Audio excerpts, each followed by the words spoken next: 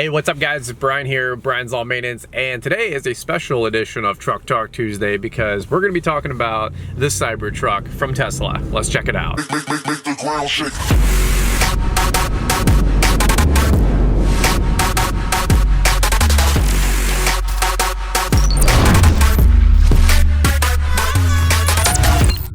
Alright guys, so if you're new to my channel, I'm all about helping you guys grow a more successful lawn care landscaping company so you guys can go out and crush it.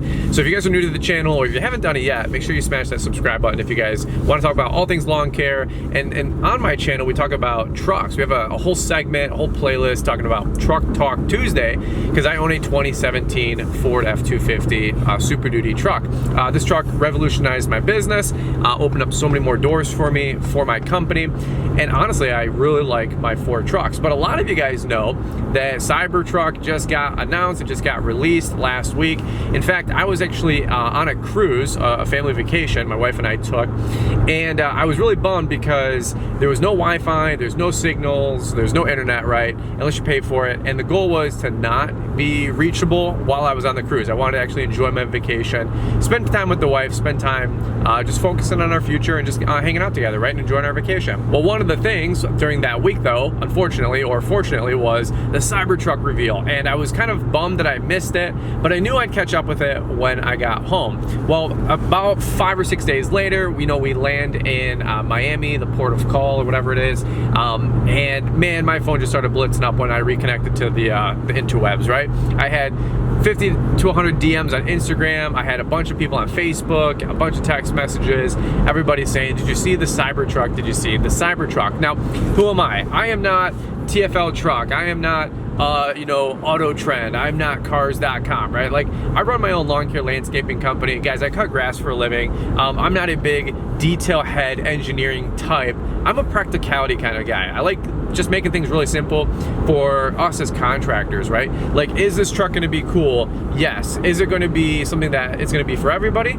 I don't know. So I wanna have that conversation with you guys right now. Now, the first thing I wanted to talk about was just the aesthetics or the first impressions of the truck. I'm pretty sure it took everybody by shock when they revealed it because it is so foreign, it is so alien looking, it's so future focused that I'm pretty sure everybody is in the same boat when they thought that it wasn't exactly what they were hoping or expecting, right? In fact, a lot of us saw a lot of those renders on Instagram and Facebook of the kind of the swooped design look, which I thought was actually really sweet. If they came out with a truck like that, I think it would be less shocking and jarring to the public, and I think it would have been a little bit more well received as a vehicle that people would want to purchase.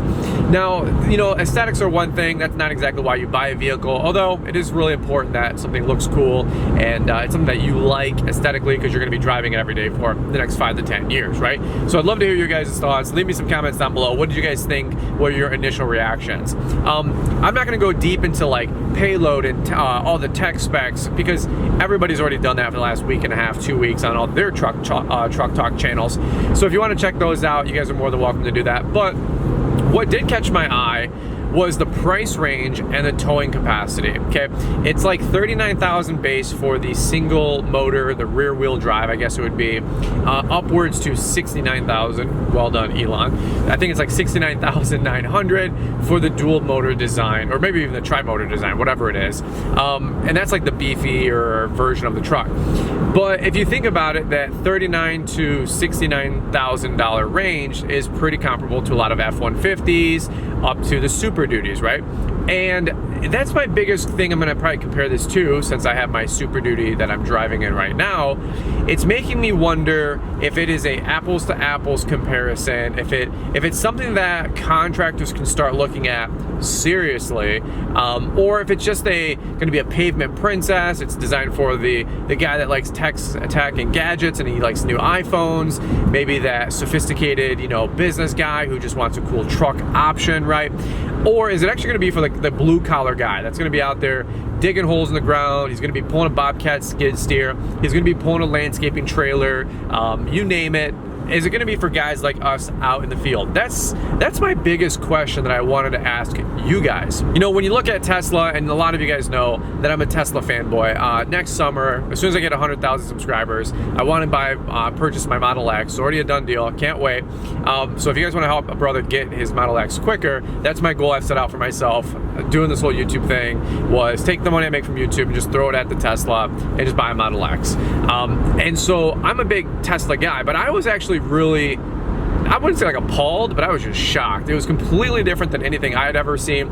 I opened up my Instagram, I was in Miami, and I just went, what the heck is that thing? That is not what I was expecting, right? Now, again, let's compare it to a Super Duty.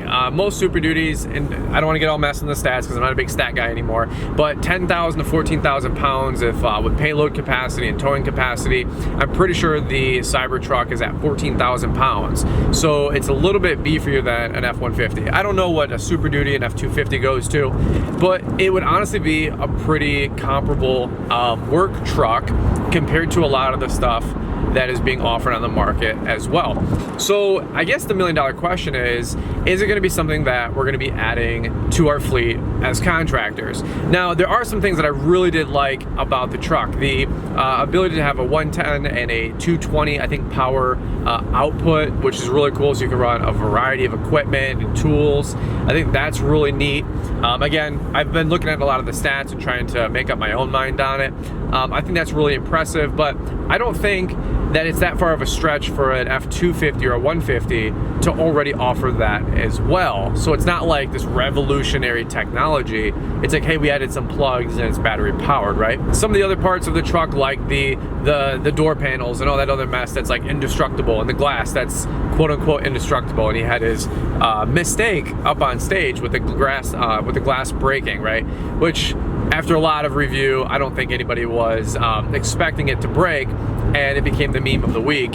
And that's just what Elon does. I'm in the boat where that was a marketing stunt, because here we are talking about the truck a week and a half later, and you know, I probably would have got 100 messages with or without the glass breaking, but everybody that forwarded me something about the Cybertruck reveal, everybody said, hey, I don't want to spoil it for you if you haven't seen the press release yet, but the windows shattered on their indestructible design. And I went, huh, that's interesting. So well done, marketing ploy, if it was one. Being a marketing guy myself, I'm always trying to learn how to get more mileage out of what you do, right? So I think Elon's a genius, and he nailed it out of the park with that. I do want to know your guys' thoughts on a all battery work truck. You know, one thing that does have its merits with fuel, with gas and diesel, is that you can almost get it anywhere. And driving a truck and trailer cross town, even though it's gonna have a 500-mile estimated range, that's more than enough for almost every probably work truck's daily grind.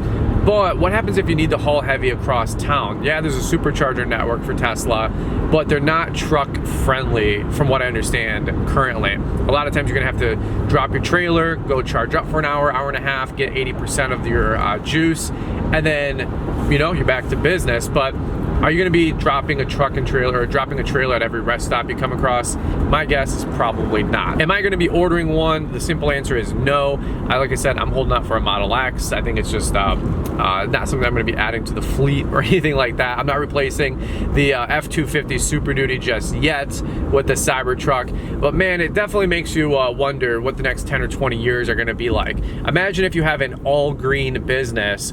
We have a green, you know, battery powered truck, a battery powered lawnmower. You can kind of recharge everything as you go on the fly. I think the landscape of landscaping, as funny as that sounds, is going to be changing so much over the next 10 or 20 years. It's just really cool to me.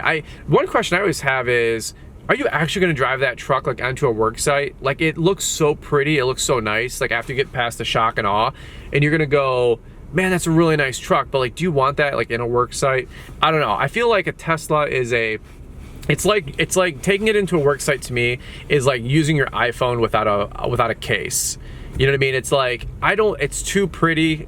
I know it's a work truck, and maybe I'm just thinking for myself and my own opinion here, but I don't know if a Tesla truck, it's like me imagining taking a Tesla Model X off-road. You just don't do that. Could it happen? Could you do it? Sure. But you don't really get them dirty. It's like carrying your iPhone. Like, you want to make sure it's protected and nice. It's a nice car. So anyway, these are just my thoughts. Again, this is coming from a guy who cuts grass, a guy who owns an F-250, a Super Duty. You know, another thing I was wondering is, what's the practicality of plowing snow? Are you gonna be able to mount a plow on the front of a truck like that? Are you able to put a lot of stuff in the back? You know, the tailgate design, it's like a folding ramp. Yeah, it makes sense if you want to put your tools in there and a couple sheets of plywood, but are you going to be able to put larger items in that back? Is it like a tonneau cover setup where it's going to collapse, or are you going to have that tonneau cover lid always open, is like a hard one shell type of piece? Me personally, I don't know if it's going to be a contractor focused piece of equipment or a vehicle. I think it's going to be a lot of the guys out there that have F-150s, which, by the way, Ford sells like 900,000 F-150s a year. And if they can gobble up 5, 10, 20% of that market, I think that's where Tesla is going for that sweet spot. I don't know if it's really going to be a contractor vehicle as much as I would imagine it would be a you know, a dual income family that has 2.2 kids and they want an F-150 and the wife has a Tahoe for the kids, right? So anyway, if Tesla goes for that market, I think they're in good shape. I don't think they're trying to be too much for too many. I think they're trying to really focus on that customer avatar, which is smart. But again, for us as contractors, it almost makes the conversation of having the Cybertruck part of your work fleets almost non-existent and even irrelevant. But I might be wrong. Again, what do I know? 10 years from now, it might be the go-to vehicle for some of us. But again, also, if you're down in the South, you know, you might not need the $69,000 version. You might want a $39,000 rear motor only vehicle, and that would be pretty comparable to an F-150. So anyway, that's just my current thoughts. Love to hear your guys' thoughts. Leave me some comments down below. Like I said earlier, if you guys are new to the channel, definitely hit that subscribe button. I got a whole playlist of about 20 or 30 videos that we've shot sharing my experience about buying my F-250. So if you guys are in the market for buying a truck, a lot of great topics, a lot of great videos there. So all right guys, that's it. Brian here, Brian's Law Maintenance. We'll catch you guys on the next one. Bye-bye.